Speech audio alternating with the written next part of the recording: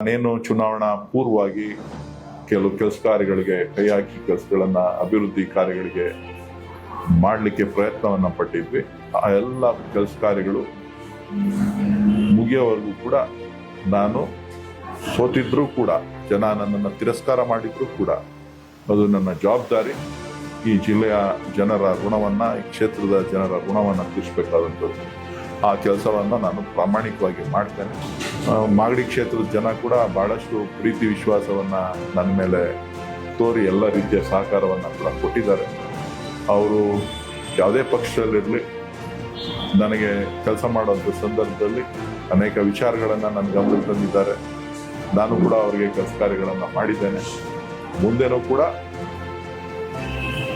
ಒಬ್ಬ ಸಾಮಾನ್ಯ ಕಾರ್ಯಕರ್ತನಾಗಿ ಈ ಜಿಲ್ಲೆಯ ಜನರ ಜೊತೆ, ಕಾಂಗ್ರೆಸ್ ಪಕ್ಷದ ಕಾರ್ಯಕರ್ತರ ಜೊತೆ, ನಾನು ನಿಮ್ಮ ಜೊತೆ, ನಿಮ್ಮ ಸಲಹೆಗಳಂತೆ ನಾನು ಕೂಡ ಮುಂದಕ್ಕೆ ಮುಂದುವರಿತೇನೆ.